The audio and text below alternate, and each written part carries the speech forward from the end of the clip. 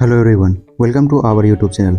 आज का हमारा टॉपिक है कि how to effect economic event on stock market. आज तक आपने ये सुना होगा कि जब किसी कंपनी के अंदर कोई नेगेटिव रिजल्ट आती है तो उसके शेयर प्राइस पर इफेक्ट पड़ता है। लेकिन आज आपको इसके अलावा भी कई ऐसे रिजल्ट्स होते हैं जो कि सिर्फ इंडिविजुअल कंपनी पर ही नहीं बल्कि पूरे स्टॉक मार्केट को इफेक्टिव करता है। इसलिए इस रिजल्ट के बारे में जानना ऑप्शनल ही नहीं बल्कि मैंडेटरी है, क्योंकि अगर आप स्टॉक मार्केट को प्रॉपरली समझना चाहते हो तो आपको इस सभी इवेंट्स के बारे में जानना जरूरी है। तो पेशेंस के साथ वीडियो के लास्ट तक बने रहें। तो चलिए समझते हैं उन इकोनॉमिक इवेंट को जिससे स्टॉक मार्केट इफेक्टिव होता है। Events number 1, monetary policy. यह एक ऐसा इवेंट है जिससे स्टॉक मार्केट पर बहुत ज़्यादा इम्पैक्ट पड़ता है। ऐसा नहीं है कि इवेंट से सिर्फ नेगेटिव या पॉजिटिव इम्पैक्ट पड़ता है, एस्टेब्लिश पर डिपेंड करता है। मॉनेटरी पॉलिसी सेंट्रल बैंक के द्वारा रिलीज किया जाता है, जिसे इंडिया में आरबीआई एक सेंट्रल बैंक है। आरबीआई मॉनेटरी पॉलिसी के जरिए मार्केट में कैश मनी के सप्लाई को कम करता है। इसमें आरबीआई इंटरेस्ट रेट के जरिए मनी सप्लाई को कम या ज़्यादा करता है और इंटरेस्ट रेट के चेंजेस के कारण स्टॉक मार्केट पर इसका इम्पैक्ट सीधा पड़ता है। जैसे आरबीआई इंटरेस्ट रेट को इंक्रीज करता है तो स्टॉक मार्केट में इसका नेगेटिव इम्पैक्ट पड़ता है, और अगर आरबीआई इंटरेस्ट रेट को डिक्रीज करता है तो स्टॉक मार्केट पर इसका पॉजिटिव इम्पैक्ट पड़ता है। मॉनेटरी पॉलिसी पे मैं पूरा डिटेल वीडियो बनाऊंगा जिससे आपको इसके बारे में प्रॉपरली बताऊंगा, तो वो वीडियो मिस ना हो जाए, इसलिए इस चैनल को सब्सक्राइब कर लें।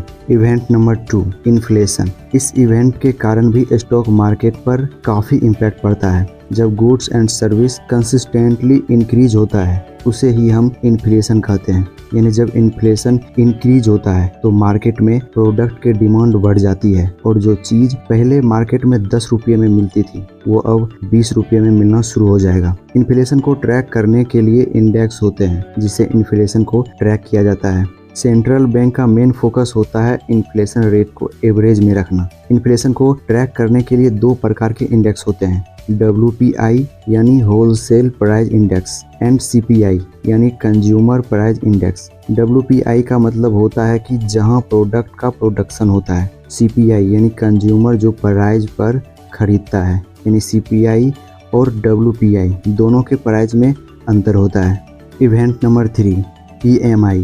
इसका फुल फॉर्म होता है परचेजिंग मैनेजर इंडेक्स। इस इवेंट्स के कारण भी स्टॉक मार्केट में काफ़ी ज़्यादा इम्पैक्ट पड़ता है। अगर ये भी स्टेबल नहीं रहा तो ये एक ऐसा इंडेक्स है जो प्रोडक्शन और सर्विस मैनेजर के होने वाली एक्टिविटी को बताता है। इसमें सर्वे किया जाता है जिसके आधार पर इसका आकलन किया जाता है। इन दोनों का अलग अलग सर्वे किया जाता है जिससे पता चलता है कि पिछले मंथ से इस मंथ कैसा परफॉर्मेंस किया।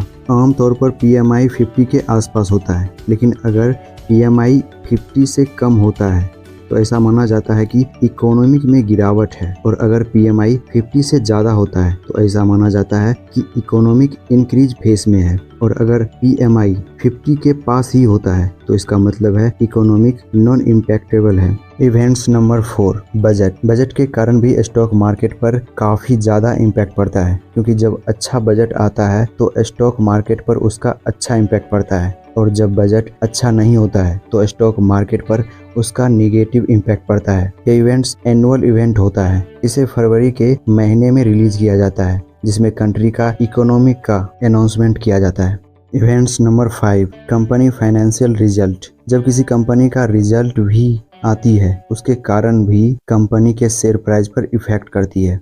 कंपनी क्वार्टरली रिजल्ट रिलीज करता है जिसमें कि कंपनी कितना रेवेन्यू जनरेट किया या कंपनी कितना प्रॉफिट किया। ओवरऑल कहा जाए तो कंपनी कितना इनकम हुआ और कितना उसका एक्सपेंसेस रहा, और उसके बाद उसको कितना प्रॉफिट हुआ।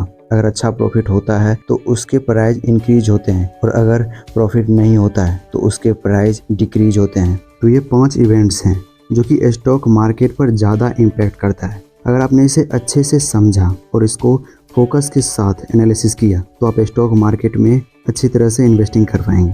तो आज के लिए इतना ही, मिलते हैं नेक्स्ट वीडियो में किसी नए टॉपिक के साथ। और अगर आप स्टॉक मार्केट को सीखना चाहते हैं तो इस चैनल को जरूर सब्सक्राइब कर लें।